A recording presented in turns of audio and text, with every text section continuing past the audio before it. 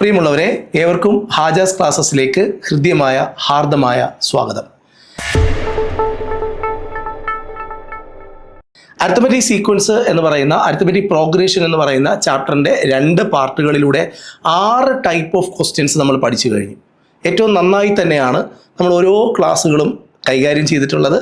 ഇന്ന് നമ്മൾ 7ാമത്തെ type of ക്വസ്റ്റ്യനെ പഠിക്കാൻ പോവുകയാണ്. ആദ്യത്തെ 2 വീഡിയോ ക്ലാസ് കാണാത്തൊരു കുട്ടി 3ാമത്തത് കാണരുത്. ആദ്യത്തെ 2 വീഡിയോ ക്ലാസ് കണ്ട് നോട്ട് എഴുതിയതിന് ശേഷം മാത്രം 3ാമത്തെ ക്ലാസ് കാണണം എന്ന് അഭ്യർത്ഥിക്കുകയാണ്. നമ്മൾ ഇന്ന് ടൈപ്പ് നമ്പർ 7 നിങ്ങളെ പരിചയപ്പെടുത്തുന്നത് ഒരു സമാന്തര ശ്രേണിയുടെ ഒരു AP-യുടെ n-ാം പദം എന്ന് പറഞ്ഞൊരു സാധനം തന്നിട്ടുണ്ട്. അത് 4n-2 ആയാൽ പൊതുവ്യത്യാസം എത്ര? ഇങ്ങനെ ഒരു ചോദ്യമുണ്ട്. അതായത് നമ്മൾ 6ാമത്തെ ടൈപ്പിൽ നമ്മൾ എന്താ പഠിച്ചത്? ബീജഗണിത രൂപം എഴുതാനാണ്, അൽജിബ്രായിക് എക്സ്പ്രഷൻ എഴുതാനാണ്. ഇത് അൽജിബ്രായിക് എക്സ്പ്രഷൻ നമുക്ക് തരും. എന്നിട്ട് ഒരു അരിത്മെറ്റിക് സീക്വൻസിനെ സംബന്ധിക്കുന്ന എന്തെങ്കിലും ഒരു കാര്യം അവർ നമ്മളോട് ആവശ്യപ്പെടും. നമുക്ക് ഇങ്ങനെ ഒരു സംഭവം തന്നു കഴിഞ്ഞാൽ നമ്മൾ ആദ്യം എന്ത് ചെയ്യണം? അതിനെടുത്തങ്ങ് എഴുതണം, ബീജഗണിത രൂപത്തെ എഴുതണം. എന്നിട്ട് ഇതിൽ നമുക്ക് ഇവിടെ ഈ തന്നിരിക്കുന്ന ഇക്വേഷനകത്ത് n എന്ന് പറഞ്ഞൊരു സാധനത്തെ നമുക്ക് കാണാം. അപ്പോൾ if n is equal to 1, നിങ്ങൾ n-ൻ്റെ സ്ഥലത്ത് 1 എന്ന് കൊടുക്കുക. അപ്പോൾ 4 × 1 - 2, 4 × 1 4 ആണ്. 4 നിന്ന് 2 കുറച്ച് കഴിഞ്ഞാൽ 2 എന്ന് കിട്ടും. അതായത് ഈ അരിത്മെറ്റിക് സീക്വൻസിൻ്റെ ഫസ്റ്റ് ടേം എന്ന് പറയുന്നത് 2 ആണ്, ഫസ്റ്റ് ടേം. അപ്പോൾ n എന്ന് പറയുന്നത് പൊസിഷനാണ്. അപ്പോൾ നമ്മളിവിടെ n എന്ന് പറയുന്നത് പൊസിഷൻ. അപ്പോൾ 1 കൊടുത്താൽ ഒന്നാമത്തെ ഈ അരിത്മെറ്റിക് സീക്വൻസിലെ 1ാമത്തെ പൊസിഷനിലെ ടേം കിട്ടും. 1ാമത്തെ പൊസിഷനിലെ ടേം ആണ് 2. ഇനി നമുക്ക് n എന്ന് കാണുന്ന സ്ഥലത്ത് 2 എന്ന് കൊടുക്കാം. 4 × 2 - 2, ഈ n കാണുന്നിടത്ത് 2 കൊടുത്തു. അപ്പോൾ 4 × 2 8 ആണ്. 8 - 2 എന്ന് പറഞ്ഞാൽ 6 ആണ്. അപ്പോൾ ഈ അരിത്മെറ്റിക് സീക്വൻസിൻ്റെ 2ാമത്തെ പൊസിഷനിൽ വരുന്ന ടേം 6 ആണ്. ഇനി നമുക്ക് 4n - 2 എന്ന് പറയുന്ന ഇക്വേഷനിൽ n കാണുന്നിടത്ത് 3 കൊടുക്കാം. അപ്പോൾ 4 × 3 - 2, 4 × 3 12 ആണ്. 12ൽ നിന്ന് നമ്മൾ 2 കുറച്ച് കഴിഞ്ഞാൽ നമുക്ക് എത്ര കിട്ടും? 10 കിട്ടും. കണ്ടോ? അപ്പോൾ ഈ അരിത്മെറ്റിക് സീക്വൻസിൻ്റെ കണ്ടിന്യൂസ് ആയിട്ടുള്ള ടേംസുകളാണ് 1, 2 ഫസ്റ്റ് പൊസിഷനിൽ. ഇവിടെ if n is equal to 2 കൊടുത്തപ്പോൾ നമുക്ക് 6 കിട്ടി. 2ാമത്തെ പൊസിഷനിലെ ടേം 6 ആണ്. ഇവിടെ n is equal to 3 കൊടുത്തപ്പോൾ നമുക്ക് 10 കിട്ടി. 3ാമത്തെ പൊസിഷനിലെ ടേം 10 ആണ്. ഈ അരിത്മെറ്റിക് സീക്വൻസിലെ first term 2, second term 6, third term 10. അടുത്തടുത്തുള്ള 2 ടേമുകളുടെ ഡിഫറൻസ് എടുക്കുക. 6ൽ നിന്ന് 2 കുറയ്ക്കുക, അപ്പോൾ നമുക്ക് 4 കിട്ടും. സോ 4 ആണ് ഇവിടുത്തെ കോമൺ ഡിഫറൻസ്. അപ്പോൾ പൊതുവ്യത്യാസം എത്ര എന്നല്ല ചോദ്യം. സോ പൊതുവ്യത്യാസം എന്ന് പറയുന്നത് 4 ആയിരിക്കും. ക്ലിയർ ആണോ? ഇതേപോലെ മറ്റൊരു ചോദ്യം ചെയ്യാം. ഒരു സമാന്തര ശ്രേണിയുടെ n-ാം പദം 5n ആണ്. അപ്പോൾ നമ്മൾ എന്ത് ചെയ്യണം? ഈ ഇക്വേഷൻ എടുത്ത് എഴുതണം, 5n. ഇതിൽ n എന്ന് പറഞ്ഞാൽ അവിടെ 1, 2, 3, 4 എന്ന് പറയുന്ന നിങ്ങൾക്ക് ഏത് നമ്പർ വേണമെങ്കിലും കൊടുക്കാം. ഇപ്പം ഞാൻ തൽക്കാലം കൊടുക്കുന്നത് if n is equal to 1 എന്നാണ്. n is equal to 1 എന്ന് കൊടുത്താൽ 5 × 1 is equal to 5. അതായത് ഈ അരിത്മെറ്റിക് സീക്വൻസിൻ്റെ ഇപ്പോൾ ഈ ചോദ്യത്തിൽ പറഞ്ഞിരിക്കുന്ന AP-യുടെ 1ാമത്തെ പദം 5 ആണ്. ഇനി 2ാമത്തെ പദം വേണമെങ്കിൽ n കാണുന്നിടത്ത് നമ്മൾ 2 കൊടുത്താൽ മതി. n is equal to 2 എന്ന് കൊടുത്താൽ മതി. അപ്പോൾ 5 × 2 is equal to 10. 2ാമത്തെ ടേം 10 ആണ്. 3ാമത്തെ ടേം കണ്ടുപിടിക്കാൻ 3ാമത്തെ n is equal to 3 എന്ന് കൊടുത്താൽ മതി. അപ്പോൾ 5 × 3 is equal to എത്രയാണ്? 15 ആണ്. കണ്ടോ? ഇതാണ് അരിത്മെറ്റിക് സീക്വൻസ്. ഇതിൻ്റെ പൊതുവ്യത്യാസം ചോദിക്കുകയാണെങ്കിൽ ഇത് തമ്മിലുള്ള ഡിഫറൻസ് എടുത്താൽ മതി. ഒരു ടേമിൽ നിന്ന് അതിന് മുമ്പിലുള്ള ടേം കുറച്ചാൽ മതി. അപ്പോൾ 5 എന്ന് കിട്ടും. ഇവിടെ കോമൺ ഡിഫറൻസ് 5 ആണ്. എത്ര എളുപ്പമാണ്! ഇങ്ങനെ നമുക്ക് കണ്ടുപിടിക്കാൻ പറ്റും. ഇനി ഈ ഒരു അരിത്മെറ്റിക് സീക്വൻസിൻ്റെ എന്ത് ടേം തന്നു? ഇപ്പോൾ ഇങ്ങനെ എന്ത് ടേം തന്നിട്ട് നിങ്ങളോട് ചോദിക്കുകയാണ് 15ാമത്തെ ടേം എത്ര? അപ്പോൾ നിങ്ങൾ എന്ത് ചെയ്യണം? ഈ ഇക്വേഷൻ അതുപോലെ എടുത്ത് എഴുതണം. 3n + 7 എന്ന് എഴുതണം. എന്നിട്ട് n is equal to 15 കൊടുത്താൽ മതി. 15 കൊടുത്താൽ 15ാമത്തെ ടേം കിട്ടും. 15ാമത്തെ ടേം കിട്ടാൻ ഈ n കാണുന്നിടത്ത് 15 കൊടുക്കുക. 3 × 15 + 7, 3 × 15 45 ആണ്. 45 7 കൂട്ടുമ്പോൾ 52 കിട്ടും. കണ്ടോ? ഇനി നിങ്ങൾക്ക് വേണ്ടത് 25ാമത്തെ ടേം ആണ്. അപ്പോൾ n is equal to 25 കൊടുക്കുക. n കാണുന്നിടത്ത് 25 കൊടുത്താൽ മതി. അപ്പോൾ ഇങ്ങനെ കിട്ടും. 3 × 25 + 7, 3 × 25 എത്രയാണ്? 75. 75ഉം 7ഉം കൂടെ 82 കിട്ടും. കണ്ടോ, ഇവിടെ ഈ n കാണുന്ന ആ ഒരു സ്ഥലത്ത് നിങ്ങൾ ഏത് നമ്പർ കൊടുക്കണോ ആ പൊസിഷനിലെ ടേം നമുക്ക് കിട്ടും. ഇനി നമുക്ക് പരീക്ഷയ്ക്ക് ചോദിക്കുകയാണ്, ഇതിലെ ഈ ഒരു അരിത്തമെറ്റിക് സീക്വൻസിലെ 15ാമത്തെ ടേമും 25ാമത്തെ ടേമും തമ്മിലുള്ള ഡിഫറൻസ് എത്രയാണ്? അപ്പോൾ ഇതിന്റെ ഡിഫറൻസ് എടുത്താൽ പോരെ. 82 മൈനസ് 52 ഇസ് ഈക്വൽ ടു 30.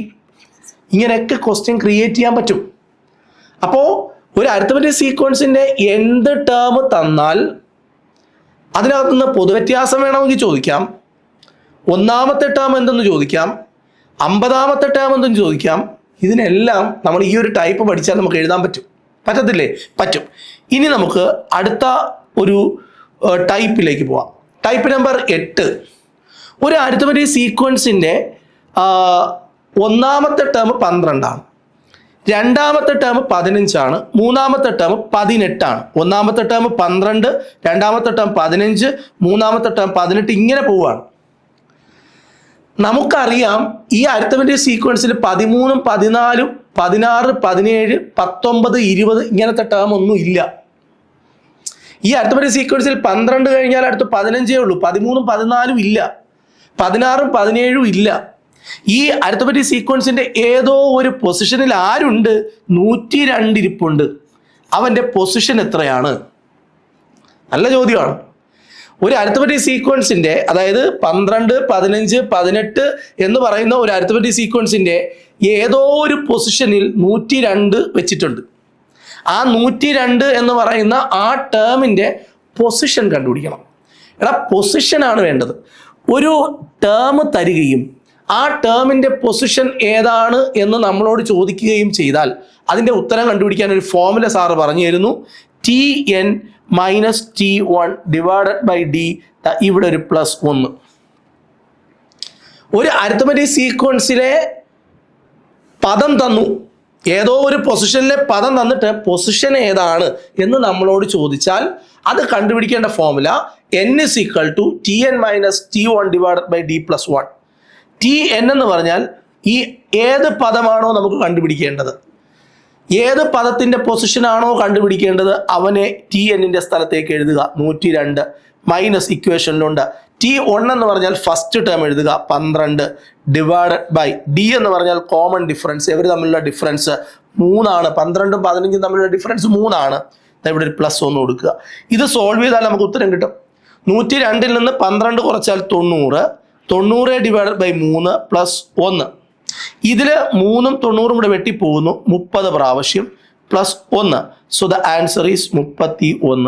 അതായത് 12, 15, 18 എന്ന് പറയുന്ന APയിൽ എന്ന് പറയുന്ന സമാന്തര ശ്രേണിയിൽ 31ാമത്തെ പൊസിഷനിലുള്ള ടേമാണ് 102. ക്ലിയർ ആണോ? 102ന്റെ പൊസിഷൻ 31 ഇവിടെ നമുക്കൊരു പോയിന്റ് വരുന്ന ഏതെങ്കിലും നമ്പർ വന്നു എന്ന് വിചാരിച്ചോ, എങ്കിൽ അവൻ ആ ടേം 102 ഇതിനകത്ത് ഇല്ല എന്ന് പറയേണ്ടി വരും.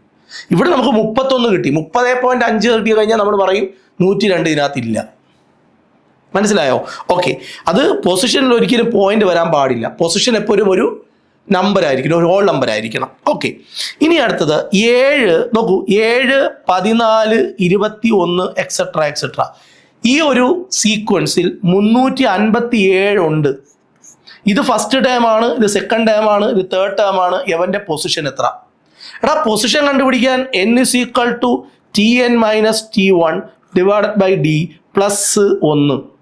Tn എന്ന് പറഞ്ഞാൽ 357 മൈനസ് T1 എന്ന് പറഞ്ഞാൽ 7 ഡിവൈഡഡ് ബൈ ഇത് തമ്മിലുള്ള ഡിഫറൻസ് 7ഉം 14ഉം തമ്മിലുള്ള ഡിഫറൻസ്. 14ൽ നിന്ന് 7 കുറച്ചാൽ 7 കിട്ടും. കോമൺ ഡിഫറൻസ് 7 ആണ്. കണ്ടോ? കോമൺ ഡിഫറൻസ് കണ്ടുപിടിക്കാൻ എന്ത് ചെയ്യണം? ഒരു ടേമിൽ നിന്നും അതിൻ്റെ തൊട്ട് മുമ്പുള്ള ടേമിനെ കുറച്ചാൽ മതി. അപ്പോൾ ഇനി D 7 ആണ് പ്ലസ്, ഡി എന്ന് പറഞ്ഞാൽ 7 ആണ് പ്ലസ് 357ൽ നിന്ന് 7 കുറച്ചാൽ എത്ര കിട്ടും? 350 ഡിവൈഡഡ് ബൈ 7 +1. ഈ 7 35 കൂടെ വെട്ടിപ്പോവും 5 പ്രാവശ്യം. 50ഉം 1ഉം 51. സോ ഈ അരിത്തമെറ്റിക് സീക്വൻസിൽ, അതായത് 7, 14, 21 എന്ന് തുടർന്ന് പോകുന്ന ഒരു അരിത്തമെറ്റിക് സീക്വൻസിന്റെ 51ാമത്തെ ടേമാണ് 357. ഈ അരിത്തമെറ്റിക് സീക്വൻസിൽ 51ാമത്തെ പൊസിഷനിലാണ് 357 എന്ന് പറയുന്ന നമ്പർ ഉള്ളത്. ഇവിടെ അടുത്ത ചോദ്യം നോക്കൂ. ഈ ഒരു അരിത്തമെറ്റിക് സീക്വൻസിൽ 5, 10, 15 എന്ന് പറയുന്ന അരിത്തമെറ്റിക് സീക്വൻസിന്റെ എത്രാമത്തെ പദമാണ് 225? പൊസിഷൻ കണ്ടുപിടിക്കാൻ n is equal to 225 minus 5 divide by ഇവർ തമ്മിലുള്ള ഡിഫറൻസ് ആണ് കോമൺ ഡിഫറൻസ്. അടുത്തടുത്തുള്ള ടേമുകൾ 5 ആണ് പ്ലസ് 1. 225 നിന്നും 5 കുറച്ചാൽ 220 ഡിവൈഡ് ബൈ 5 പ്ലസ് 1. ഇത് വെട്ടിപ്പോകുന്നു. എത്ര പ്രാവശ്യം? 4 പ്രാവശ്യം. 20 ബാക്കിയുണ്ട്. 20-നകത്ത് 5 എത്ര പ്രാവശ്യം? 4 പ്രാവശ്യം. 1 45. അതായത് 225 എന്ന് പറയുന്നത്, ശ്രദ്ധിച്ച് കേൾക്കണം, 225 ഈ അരിത്തമെറ്റിക് സീക്വൻസിന്റെ 45-ാമത്തെ ടേമാണ്. 45. ഇനി ഇവിടെ നോക്കൂ, 24, 20, 16 അരിത്തമെറ്റിക് സീക്വൻസിലെ ടേമുകൾ കുറഞ്ഞു പോവുകയാണ്. അപ്പോൾ പൊതുവ്യത്യാസം എന്തായിരിക്കും? നെഗറ്റീവ് ആയിരിക്കും. ഇവിടെ എത്രാമത്തെ ടേമാണ്? 0. ഇവിടെ n കണ്ടുപിടിക്കാൻ n is equal to 0. ഇവിടെ ലാസ്റ്റ് ടേം എന്താ formula? Tn minus T1 divide by d plus 1. ഏത് ടേമിൻ്റെ പൊസിഷനാണോ കണ്ടുപിടിക്കേണ്ടത് അതാണ് Tn, 0. ഇക്വേഷനിലൊരു മൈനസ് ഉണ്ട്. ഇനി ഫസ്റ്റ് ടേം 24 ആണ്. ഡി എന്ന് പറഞ്ഞാൽ അടുത്തടുത്തുള്ള ടേമുകൾ തമ്മിലുള്ള ഡിഫറൻസ്. 20 മൈനസ് 24. ഒരു ടേമിൽ നിന്നും അതിന് മുമ്പുള്ള ടേം കുറയ്ക്കണം. അപ്പോഴാണ് കോമൺ ഡിഫറൻസ് കിട്ടുക. -4 കിട്ടി. പ്ലസ് 1. കണ്ടോ, 0-ൽ നിന്നും -24 ഡിവൈഡ് ബൈ -4 പ്ലസ് 1. ഇതും വെട്ടിപ്പോകുന്നു. ഇതും വെട്ടിപ്പോകുന്നു. 6 പ്രാവശ്യം. 6, 4, 24. അപ്പോൾ നമുക്ക് ഉത്തരം കിട്ടുന്നു 7. അതായത് 24, 20, 16 എന്ന് കുറഞ്ഞ് ടേമുകൾ പോകുന്ന ഒരു സമാന്തര ശ്രേണിയിൽ, ഒരു APL 7-ാമത്തെ പൊസിഷനിൽ നമുക്ക് ആരെ കാണാം? 0-ത്തെ കാണാം. 0 കാണാം. ക്ലിയർ ആണ്? ഓക്കെ ആണല്ലോ? സെറ്റാണ്. അടുത്ത ചോദ്യത്തിലേക്ക് നമ്മൾ പോവുകയാണ്. അടുത്ത ടൈപ്പ്, 7ന്റെ ഗുണിതങ്ങളായ എത്ര 3 അക്ക സംഖ്യകളുണ്ട്? എടാ, 3 അക്ക സംഖ്യകൾ എവിടെയാ തുടങ്ങുന്നത്? 7ന്റെ ഗുണിതങ്ങൾ എന്ന് പറഞ്ഞാൽ എന്താ അർത്ഥം? 7, 14, 21, 28, 35, 42. ഇതാണ് 7ന്റെ ഗുണിതങ്ങൾ. 49 അല്ലേ? ഇതൊക്കെയാണ് 56. ഇതൊക്കെ 7ന്റെ ഗുണിതങ്ങളാണ്. എങ്കിൽ നമ്മുടെ ഒരു ചോദ്യം, 100-നും, അതായത് 100-ലാണ് 3 അക്ക സംഖ്യകൾ ആരംഭിക്കുന്നത്. 999-നും ഇടയിൽ. ഇതാണ് 3 അക്ക സംഖ്യകളുടെ ബൗണ്ടറി. 100-ൽ തുടങ്ങി 999 വരെയാണ് 3 അക്ക സംഖ്യകൾ ഉള്ളത്. ഈ 3 അക്ക സംഖ്യകളിൽ 7ന്റെ ഗുണിതങ്ങൾ, 7 കൊണ്ട് ഡിവൈഡ് ചെയ്യാൻ പറ്റുന്ന എത്ര സംഖ്യകളുണ്ട്? 100-ൽ തുടങ്ങി 999-ന് ഇടയിലാണ് 3 അക്ക സംഖ്യകളുള്ളത്. അതിനകത്ത് ഈ 100-നും 999-ന്റെയും ഉള്ളിൽ 7 കൊണ്ട് ഡിവൈഡ് ചെയ്യാൻ പറ്റുന്ന എത്ര സംഖ്യകളുണ്ട് എന്നാണ് ചോദ്യം. അപ്പം നമ്മൾ ആദ്യം ചെയ്യേണ്ടത് 100-നെ 7 കൊണ്ട് ഡിവൈഡ് ചെയ്യണം. അപ്പോൾ 1 പ്രാവശ്യം 7, 3 ശിഷ്ടം 0, 4 പ്രാവശ്യം 28 ശിഷ്ടം 2. അപ്പോൾ നമുക്കൊരു കാര്യം മനസ്സിലായി, 100-നെ 7 കൊണ്ട് പൂർണ്ണമായിട്ട് നമുക്ക് ഡിവൈഡ് ചെയ്യാൻ പറ്റുന്നില്ല. കാരണം 2 ശിഷ്ടം വരുന്നു. 2 ശിഷ്ടം വന്നതുകൊണ്ട് നമുക്ക് ഇവിടെ 7 കൊണ്ട് 100-നെ ഡിവൈഡ് ചെയ്യാൻ കഴിയില്ല എന്ന് മനസ്സിലാക്കാം. 100 7ന്റെ ഗുണിതമല്ല. 100-ന് ശേഷം വരുന്ന ആദ്യത്തെ ഗുണിതം കണ്ടുപിടിക്കാൻ ഒരു മാർഗം, ഈ ശിഷ്ടം വന്ന 2-നെ 100-ൽ നിന്ന് കുറയ്ക്കുക. അപ്പോൾ നമുക്ക് 98 എന്ന് കിട്ടും. 98 7ന്റെ ഗുണിതമാണ്. ക്ലിയർ ആയിട്ട് മനസ്സിലാക്കണം. 98 7ന്റെ ഗുണിതം ആണ്. അപ്പോൾ 98 7ന്റെ ഗുണിതമാണ്. പക്ഷേ നമുക്ക് 100-നകത്തുള്ള നമ്പറല്ലേ വേണ്ടത്. അപ്പോൾ 98 എടുക്കാൻ പറ്റൂല. അപ്പോൾ നമ്മൾ എന്ത് ചെയ്യണം? ഒരു 7 കൂടെ ഇവിടെ കൂട്ടണം. അപ്പോൾ 105 എന്ന് കിട്ടും. അതായത് 100-നകത്ത് 7 കൊണ്ട് ഡിവൈഡ് ചെയ്യാൻ കഴിയുന്ന ആദ്യത്തെ സംഖ്യ 105 ആണ്. 100-ന്റെ അകത്ത്, 100-നും 999-നും ഇടയിൽ 7 കൊണ്ട് ഡിവൈഡ് ചെയ്യാൻ കഴിയുന്ന ആദ്യത്തെ സംഖ്യ 105 ആണ്.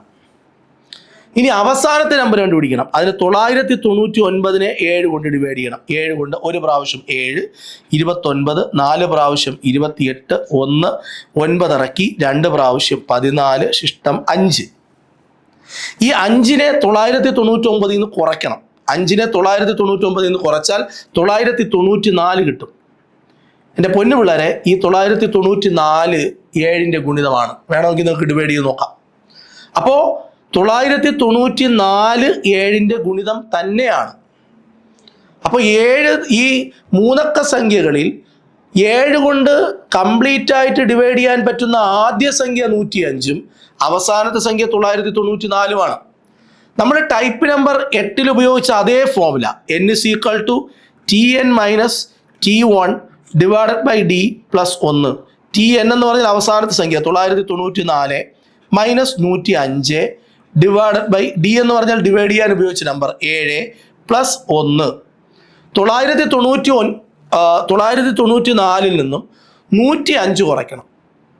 105 കുറച്ചാൽ 889 കിട്ടും ഡിവൈഡഡ് ബൈ 7 പ്ലസ് 1. ഇത് ഡിവൈഡ് ചെയ്താൽ ആൻസറായി. 7നെ ഇവിടെ ഡിവൈഡ് ചെയ്യുന്നു ഒരു പ്രാവശ്യം, ബാക്കി 1 ബാക്കിയുണ്ട്. 18ൽ 2 പ്രാവശ്യം, ബാക്കി 4 ഉണ്ട്. 49ൽ 7 പ്രാവശ്യം. ഈ ഒന്നും കൂടെ കൂട്ടുമ്പോൾ 128 എന്ന് കിട്ടും. എൻ്റെ പൊന്നു പിള്ളേരെ, 100നും 999നും ഇടയിലുള്ള 7 കൊണ്ട് കംപ്ലീറ്റ് ആയിട്ട് ഡിവൈഡ് ചെയ്യാൻ പറ്റുന്ന 7ൻ്റെ ഗുണിതങ്ങളായ 7ൻ്റെ മൾട്ടിപ്പിൾസ് ആയിട്ടുള്ള നമ്പറുകളുടെ എണ്ണം 128. ഈ ഫോർമുല തന്നെയാണ് ടൈപ്പ് നമ്പർ 8 ഉപയോഗിച്ച അതേ ഫോർമുല തന്നെയാണ് നമ്മൾ ഉപയോഗിക്കുന്നത്. ഇനി പറയാൻ പോകുന്ന ചോദ്യങ്ങളിലെല്ലാം ഇത്തരത്തിലുള്ള ചോദ്യങ്ങളുടെ ഉത്തരം കണ്ടുപിടിക്കുമ്പോൾ നിങ്ങൾ ആദ്യം ചെയ്യേണ്ടത് അവർ പറഞ്ഞിരിക്കുന്ന കണ്ടീഷൻ ഒബേ ചെയ്യുന്ന ആദ്യത്തെ നമ്പരും അവസാനത്തെ നമ്പരും കണ്ടുപിടിക്കണം. ഇപ്പോൾ ഉദാഹരണത്തിന് 100നും 500നും ഇടയിൽ 7 കൊണ്ട് ഡിവൈഡ് ചെയ്യാൻ പറ്റുന്ന എത്ര സംഖ്യകളുണ്ട്? 100നും 300നും ഇടയിൽ 11 കൊണ്ട് ഡിവൈഡ് ചെയ്യാൻ പറ്റുന്ന എത്ര സംഖ്യകളുണ്ട് എന്നൊക്കെ ചോദിക്കുമ്പോൾ അവിടെ നമ്മൾ ചെയ്യേണ്ടത് 11 കൊണ്ട് ആ ബൗണ്ടറിക്കകത്ത് 11 കൊണ്ട് ഡിവൈഡ് ചെയ്യാൻ പറ്റുന്ന ആദ്യ നമ്പരും അവസാനത്തെ നമ്പരും നിങ്ങൾ കണ്ടുപിടിക്കണം. അടുത്ത ചോദ്യത്തിലേക്ക് വരാം. ഇവിടെ 100നും 500നും ഇടയിൽ 7ൻ്റെ ഗുണിതങ്ങളായ എത്ര സംഖ്യകളുണ്ട്? നിങ്ങൾ ചെയ്യേണ്ടത് 100നെ 7 കൊണ്ട് ഡിവൈഡ് ചെയ്യാം. ഒരു പ്രാവശ്യം 7 ശിഷ്ടം 3 0, 4 പ്രാവശ്യം 28 ശിഷ്ടം 2. ഈ 2നെ 100ൽ നിന്ന് കുറച്ചാൽ 98. ആ 98ൻ്റെ കൂടെ 7 കൂട്ടിയാൽ 105. 105 ആണ് 100 കഴിഞ്ഞാൽ 7 കൊണ്ട് ഡിവൈഡ് ചെയ്യാൻ പറ്റുന്ന ആദ്യത്തെ നമ്പർ. 500നും ഇടയിൽ, അപ്പോൾ 500നെ നമ്മൾ ഇതുപോലെ 7 കൊണ്ട് ഡിവൈഡ് ചെയ്യണം. 7 കൊണ്ട് 7 പ്രാവശ്യം 49 ശിഷ്ടം 1 0, ഒരു പ്രാവശ്യം 7 ശിഷ്ടം 3. 500ൽ നിന്ന് 3 കുറച്ചാൽ 497. കണ്ടോ?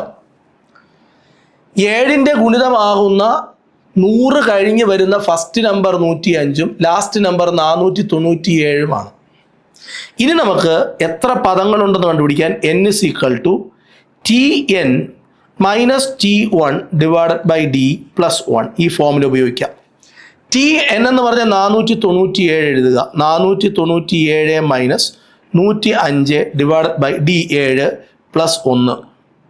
അപ്പോൾ 497ൽ നിന്നും 105നെ കുറയ്ക്കുക. 2 9 3 392 കിട്ടുന്നു. 392 ഡിവൈഡഡ് ബൈ 7 പ്ലസ് 1. 392നെ 7 കൊണ്ട് ഡിവൈഡ് ചെയ്യാം. 392 ഡിവൈഡഡ് ബൈ 7. 7 എന്ന് പറയുമ്പോൾ 5 7 35 ശിഷ്ടം 4 42 6 7 42 56. ഇവിടെ ഒരു 1 കൂടി ഉണ്ട്, അതും കൂടെ കൂട്ടുമ്പോൾ 57.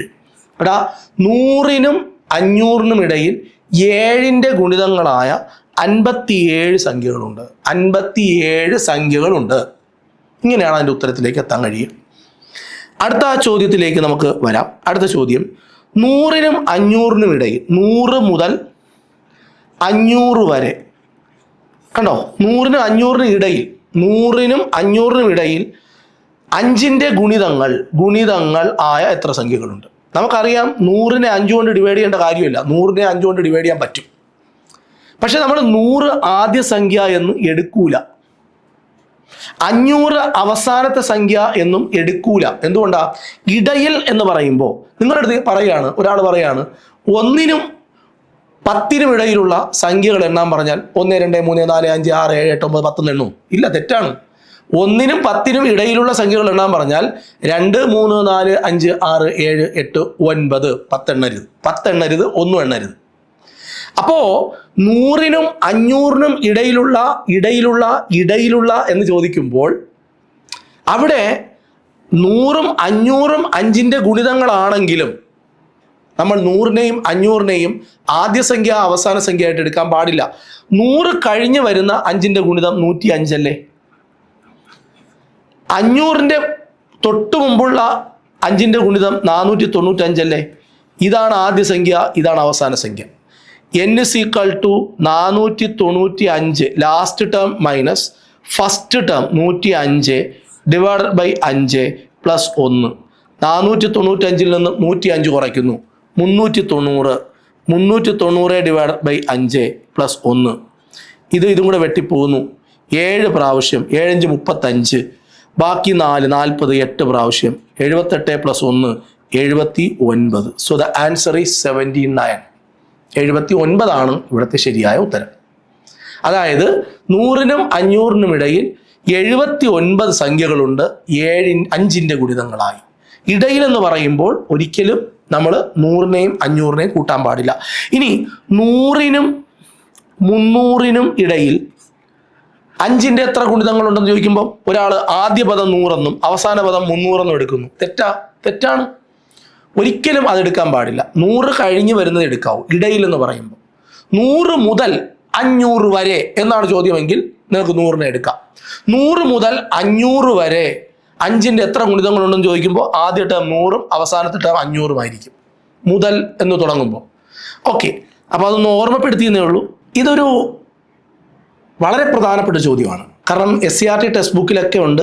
10ാം ക്ലാസ്സിലെ പിള്ളേർ ഇരുന്ന് വട്ടം കറങ്ങുന്നൊരു ക്വസ്റ്റ്യനാണ്. 100നും 300നും ഇടയിൽ 7 കൊണ്ട് ഹരിച്ചാൽ 3 ശിഷ്ടം വരുന്ന എത്ര സംഖ്യകളുണ്ട്? നമ്മുടെ നേരത്തെ ചോദ്യം എന്തായിരുന്നു? 100നും 300നും ഇടയിൽ 7 കൊണ്ട് കംപ്ലീറ്റ് ആയിട്ട് ഡിവൈഡ് ചെയ്യാൻ പറ്റുന്ന എത്ര നമ്പർ ഉണ്ടായിരുന്നു? അപ്പോൾ നമ്മൾ ശിഷ്ടം 0 വരുന്ന രീതിയിലാണ് കാര്യങ്ങൾ സെറ്റ് ചെയ്തത്. ഇവിടെ നമുക്ക് 100നെ 7 കൊണ്ട് ഡിവൈഡ് ചെയ്യാം. 100നെ 7 കൊണ്ട് ഡിവൈഡ് ചെയ്യുമ്പോൾ ശിഷ്ടം എത്ര വരണം? 3 വരണം. അങ്ങനെയുള്ള ആദ്യത്തെ നമ്പറിനെയും അവസാനത്തെ നമ്പറിനെയും കണ്ടുപിടിക്കണം. അപ്പം 100നെ നമ്മൾ 7 കൊണ്ട് ഡിവൈഡ് ചെയ്യുമ്പോൾ 1 തവണ 7 ശിഷ്ടം 3 0 4 തവണ 28 ശിഷ്ടം 2. അയ്യോ, ശിഷ്ടം 3 വന്നില്ല, 2 വന്നോളൂ. ശിഷ്ടം ഇവിടെ 3 വരണമെങ്കിൽ 100ന് പകരം 101 എടുത്താൽ മതി. അപ്പോൾ ഞാൻ പറയുകയാണ് 101ൻ്റെ പ്രത്യേകത 7 കൊണ്ട് ഡിവൈഡ് ചെയ്താൽ ശിഷ്ടം 3 വന്നിരിക്കും.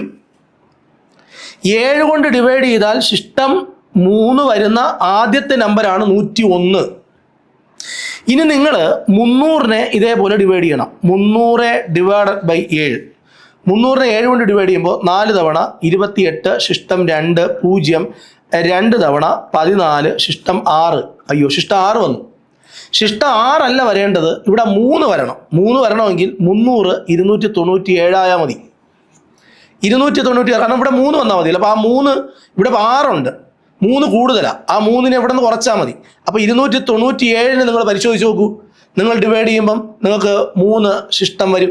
ഞാൻ ഈ പറഞ്ഞ 2 നമ്പർ നിങ്ങൾ ചെക്ക് ചെയ്ത് നോക്കണം. 101നെ 7 കൊണ്ട് ഡിവൈഡ് ചെയ്ത് നോക്കണം, ശിഷ്ടം 3 വരുന്നോ നോക്കണം. 297നെയും നിങ്ങൾ 3 കൊണ്ട് ഡിവൈഡ് ചെയ്ത് നോക്കണം, ശിഷ്ടം 3 വരുന്നോ നോക്കണം. എന്നിട്ടേ നിങ്ങൾ കണക്ക് ചെയ്യാവും. പഴയ ഫോമുല തന്നെ n = Tn - T1 divided by D + 1.